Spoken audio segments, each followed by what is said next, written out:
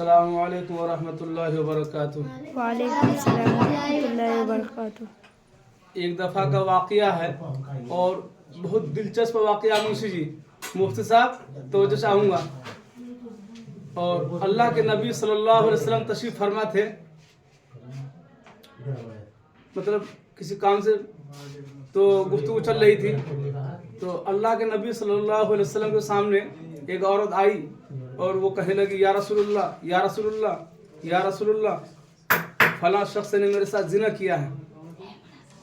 تو اللہ کے نبی صلی اللہ علیہ وسلم نے اس عورت سے کہی کہ عورت، جو بات تو کہہ رہی ہے، کیا تیرے پاس کوئی ثبوت گواہ ہے، کوئی دلائل ہے، کوئی مدلل، کوئی دلائل پیش کرو۔ تو وہ عورت کہنے لگی یا رسول اللہ، ہاں میرے پاس گواہ موجود ہے، گواہ پیش کرو۔ وہ عورت گئی اور جانے کے بعد جو ہے دو چار عورتوں کو لے آئی، اور وہ عورتوں نے بھی گواہی دے دی، ہاں یا رسول اللہ فلاں شخص کو ان کے ساتھ زنا کرتے دیکھا۔ اور اسی کشم کشی کے عالم میں حضرت علی رضی اللہ تعالیٰ عنہ تشریف لے آتے ہیں۔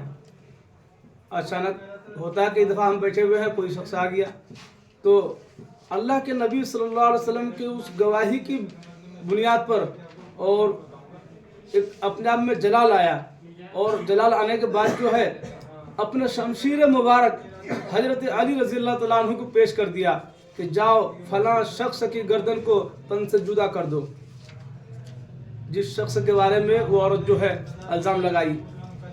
جب جا کے وہ حضرت علی رضی اللہ تعالیٰ عنہ جو ہے شمشیر مبارک یعنی تلوار، وہ بھی اللہ کے نبی صلی اللہ علیہ وسلم نے حکم دیا، اور وہ بھی حکم کس کو دیا؟ حضرت علی رضی اللہ تعالیٰ عنہ کو، جس کو شیر خدا کہتے ہیں۔ اور وہ اس شخص کو ننگی تلوار لیے شہر میں ڈھونڈتے پھر رہے۔ کئی دفعہ ایسا موقع آتا ہے کہ جیسے ہم کسی سے ملنے گئے کہ فلاں شخص ہے، تو بولتا ہے جی ابھی بھی ادھر گیا ہے۔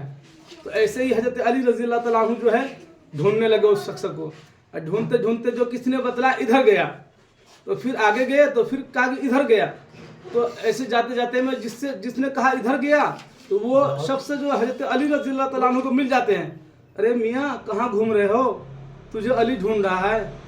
اس کا تو جسم کانپنے لگا، وہ بھی علی ڈھونڈ رہا ہو بھائی کیوں؟ اب اس کے آدھا روح جو ہے نکلنے لگی اور وہ چھپے پھر رہا۔ اب چھپتے جو ہے اس زمانے میں کنویں جگہ جگہ ہوتی تھی پانی کے لیے، تو ایک کنویں میں جا کے دبک گیا۔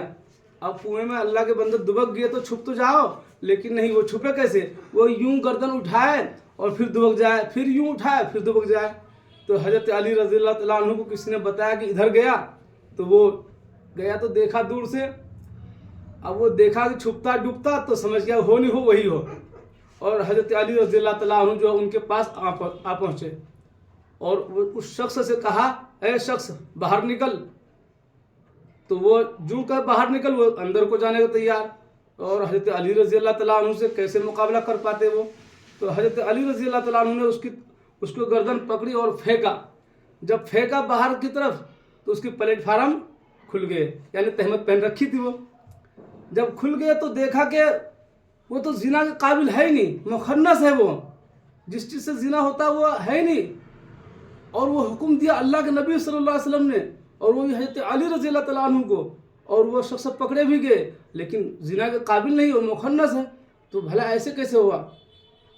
تو حضرت علی رضی اللہ تعالیٰ عنہ نے کہا اے شخص تو یہی رہنا جب تک میں اللہ کے نبی سے ملاقات کر کے تیرے پاس نہ آ جاؤں۔ اب وہ بیٹھے رہے وہیں پہ، اور حضرت علی رضی اللہ تعالیٰ عنہ جو ہے اللہ کے نبی صلی اللہ علیہ وسلم کے پاس آئے، کہنے لگے یا رسول اللہ، جس شخص کے بارے میں آپ نے گردن کو تن سے جدا کرنے کا حکم دیا، وہ شخص تو زنا کے قابل ہی نہیں ہے، اور وہ تو مخنث ہے۔ تو اللہ کے نبی صلی اللہ علیہ وسلم نے کہا تم نے اس کو مار تو نہیں دیے، قتل تو نہیں کر دیے؟ کہنے لگے نہیں یا رسول اللہ، اس کو میں اسی جگہ بٹھلا کے آیا ہوں۔ تو کہا علی تم نے بہت اچھا کام کیا، اور ان تمام عورتوں کو پھر بلوائے اور پھر کوڑے پڑوائے۔ کئی دفعہ ایسا ہوتا ہے، میں یہ بات اس لیے کہہ رہا ہوں کہ بریلوی حضرات جو کہتے ہیں کہ اللہ کے نبی صلی اللہ علیہ وسلم عالم الغیب تھے، مشکل کشا تھے، تو ان کے لیے پیش خدمت ہے۔